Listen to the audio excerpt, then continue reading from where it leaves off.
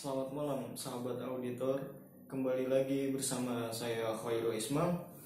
Pada video kali ini kita akan membahas mengenai sejarah dan kupas tuntas perusahaan Cendan. Lalu bagaimana cara melakukan penilaian audit, proses audit sampai dengan pembuatan laporan audit. Yang pertama kita akan membahas mengenai sejarah dan bergerak di bidang apa perusahaan Cendan ini. Pada tahun 1900-an 91 tepatnya, dua perusahaan melakukan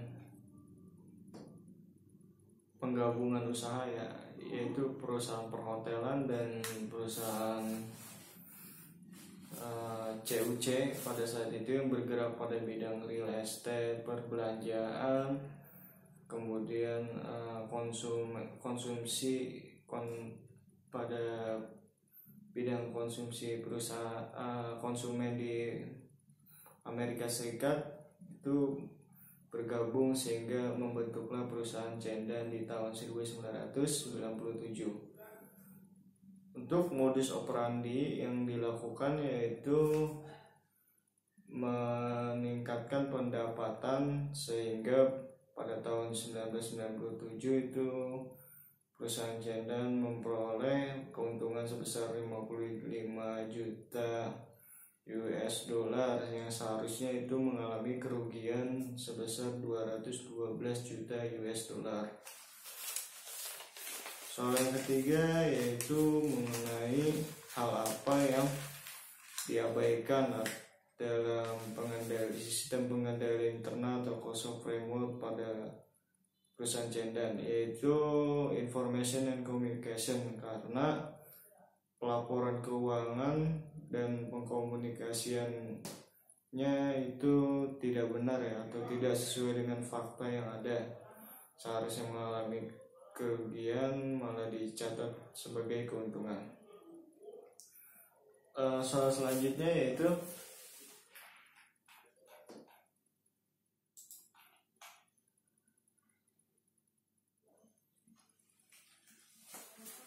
bagaimana tahap penilaian risiko audit.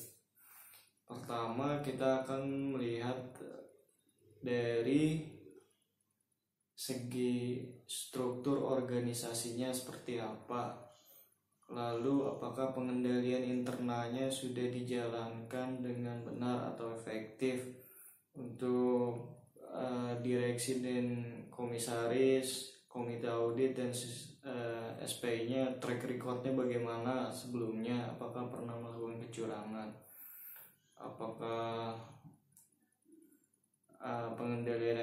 pengendalian internalnya sudah dijalankan dengan efektif, lalu melakukan nilai materialitas awal, analitikal awal. Lalu selanjutnya yaitu bagaimana melakukan menilai materialitas pada perusahaan Cendan, yaitu kita akan menghitung jumlah asetnya, itu total aset karena untuk perusahaan ini pendapatannya berfluktuatif atau sangat tidak menentu. 35.884 US dollar asetnya. Itu overall materialities 1% dikali 35.884, yaitu 358.840. Lalu PM nya 70% dikali dengan nilai OM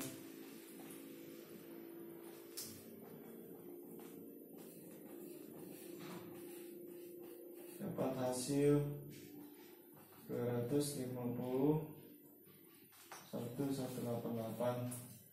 Lalu nilai AM of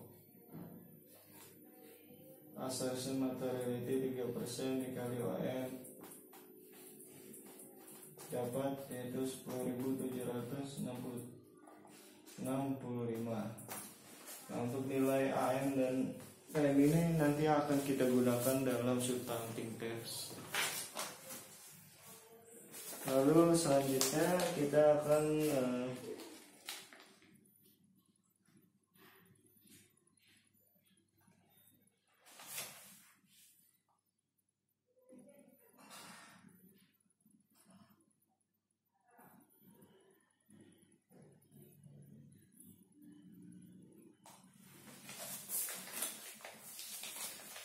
hal apa saja yang kita butuhkan dari manajer keuangan. Kita akan melihat SOP-nya, struktur organisasinya, apakah ada pemisahan tugas, lalu SOP-nya apakah dijalankan dengan baik, dokumen akuntansinya apakah ada, yang jangan pengeluaran atau pembelian itu tidak ada dokumennya sehingga terjadinya penyalahgunaan aset dari perusahaan.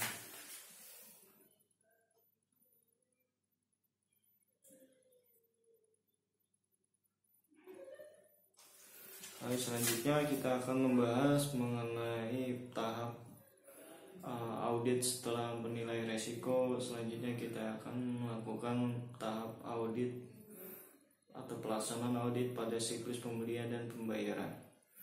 Pertama kita akan melaksanakan pengendalian test of control.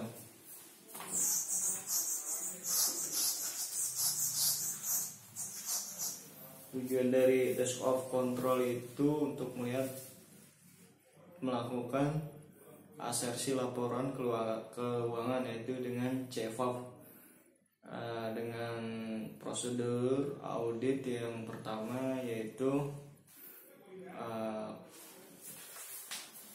CFAP ya,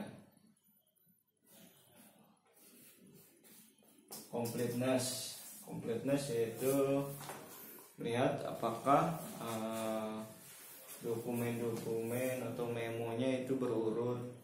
Eksisten yaitu melihat apakah dokumen atau fisiknya dari pembelian barang itu sudah benar ada, jangan-jangan tidak ada, hanya pembelian tapi asetnya pun tidak ada.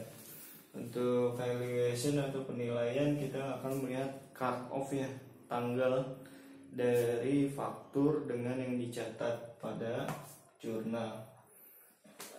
Accuracy itu melihat ketepatan harga nilai yang dicatat di faktur dengan yang di jurnal haruslah benar, tidak boleh beda. Present tense yaitu melihat pencatatan apakah sesuai dengan akun yang sudah benar, jangan sampai dicatat pada akun yang salah.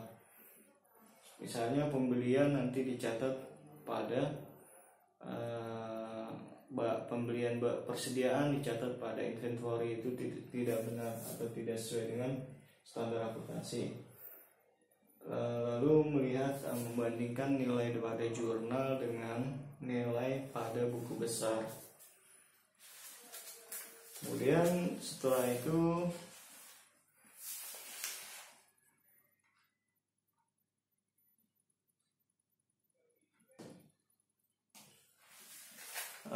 melihat existence pada piutang usaha. Bagaimana cara yang tadi itu untuk test of control, bagaimana dengan tes detail of balance, tes analytical procedure, tes of transaction ya, hampir sama tujuannya pun dengan COPAVD. Kalau tadi untuk pengendalian, kalau bagaimana untuk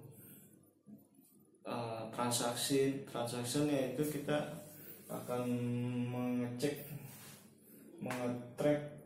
kalau completeness itu dari faktur ke laporan keuangan, faktur buku besar, neraca lajur ke laporan keuangan, apakah memonya itu berurut, apakah lengkap. Kalau existence yaitu melihat dari laporan keuangan ke dalam faktur ya, atau kita melihat dari bukti fisiknya. Lalu untuk valuation itu penilaian di transaksinya itu cut off-nya ya, apa sesuai dengan tanggal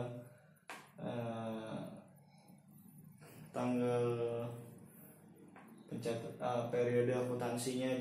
Jangan sebelum dimasuk ke dalam periode akuntansi sudah dicatat. Akurasi itu ketepatan nilai yang dicatat di faktur harus sesuai dengan yang dicatat pada buku jurnal. Present time, jangan sampai ada kesalahan dalam pencatatan pada laporan keuangan. Jangan sampai dicatat di jurnal yang salah ya, atau kita membandingkan jurnal dengan buku besar.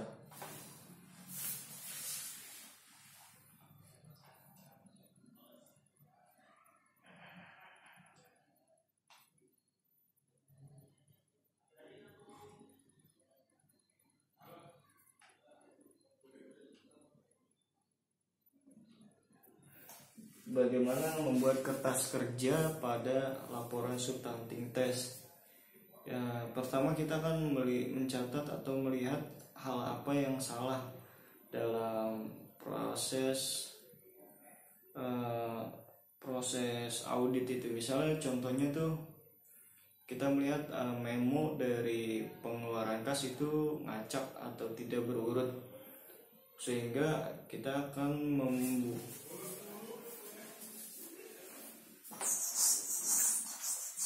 setelah melihat kemungkinan terjadinya dan solusinya itu bagaimana. Misalnya kalau dari yang itu acak, kemungkinan terjadinya penyalahgunaan aset sehingga cek itu dikeluarkan semaunya atau aksesnya itu sembarangan sehingga digunakan untuk kepentingan pribadi. Solusinya itu memisahkan antara pengeluaran yang di bawah 1 juta itu dengan kas kecil, sedangkan yang lebih dari 1 juta itu dicatat dengan cek giro ya, tapi pengawasannya harus benar-benar ketat. Kalau untuk tahap pelaporan audit itu kita akan melihat hasil buktinya itu apakah sudah cukup dan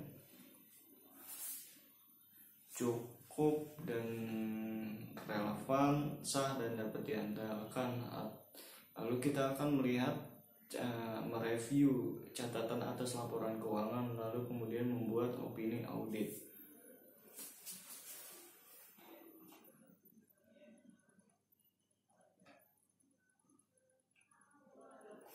Untuk analisa prosedur itu kita membuat rasio atau membandingkan angka-angka dari saldonya, seperti angka penjualan tahun ini dengan tahun sebelumnya apakah sangat signifikan.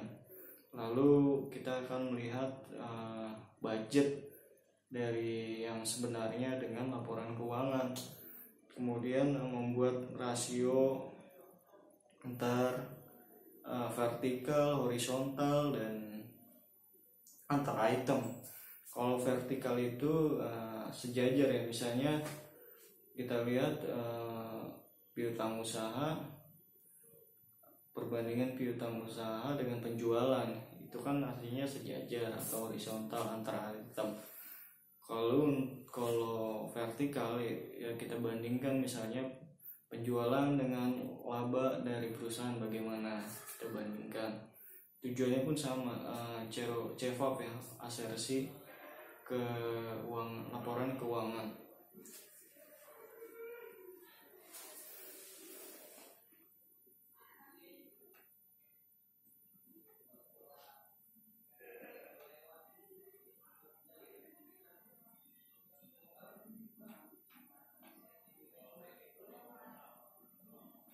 Lalu bagaimana kita melakukan proses sampling? Sampling itu digunakan pada saat melakukan substantive test. Kita sudah menentukan sampling awal, lalu setelah melakukan substantive test maka akan muncullah sampling akhir yang dapat direvisi ataupun sudah cukup apabila data atau dokumennya sudah lengkap. Sampling itu biasa digunakan pada akun-akun yang beresiko tinggi terjadi kecurangan ya, seperti kas, piutang usaha, akun-akun pengeluaran, pembelian, akun pendanaan, saham itu beresiko terjadi kecurangannya sangat tinggi, dan resiko yang ditimbulkan buat perusahaan itu sangat besar atau sangat fatal akibatnya. Cara menghitung sampling, setelah kita dapat tadi angka PM-nya itu 251188. Dan menghitung sampling interval, itu PM dibagi confidence factor. Sini 251.188,23, didapat hasil 1,9213. Kita menghitung sampel size, yaitu population to be tested dibagi sama sampling interval. Itu contohnya itu jumlah saldo piutangnya 5 juta, kemudian 1000 itu 5% atau nilai dari toleransi errornya dibagi dengan sampling interval, jadi akan didapat 46.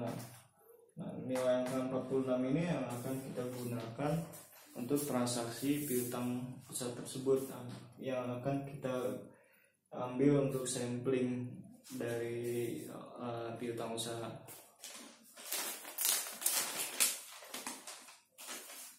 Setelah itu nanti kita akan membuat kolom-kolomnya, mana jumlah dari sampling itu yang sudah masuk di dalam sampling interval, maka akun atau transaksi tersebut yang akan kita gunakan untuk dijadikan sampling audit.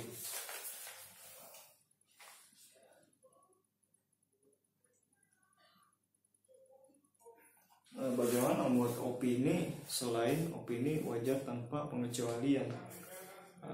Contohnya nih seperti ini ya. Menurut opini kami, berdasarkan hasil signifikansi terbasis,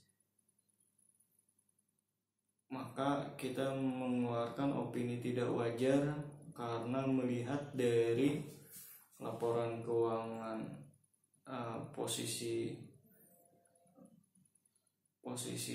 perusahaan, konsolidasi pada tahun tersebut dilaporkan secara tidak wajar, dan melihat dari kinerja perusahaan serta arus kas yang sesuai dengan standar akuntansi keuangan di Indonesia. Gitu.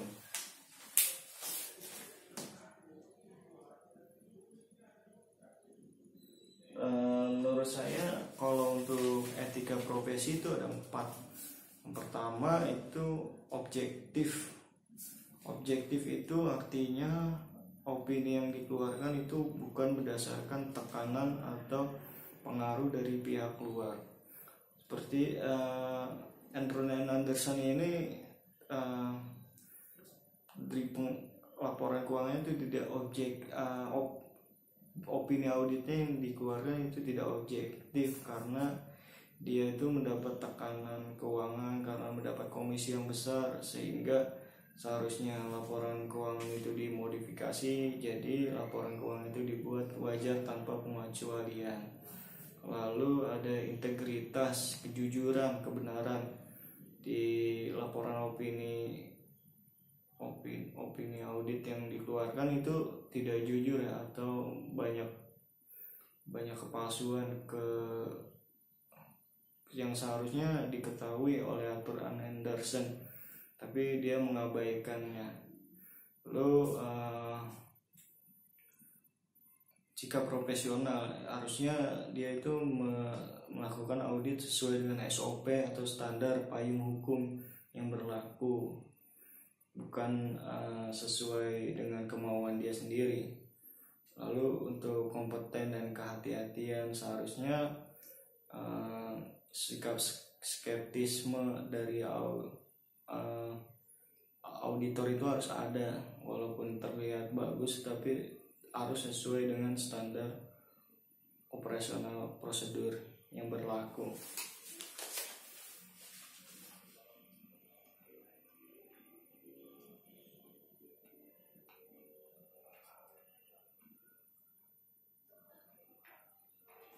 Ya, mungkin cukup sekian video dari saya. Semoga video ini bisa bermanfaat untuk para auditor yang sedang belajar. Saya pun berharap semoga video saya bisa lebih baik lagi. Demikian, terima kasih.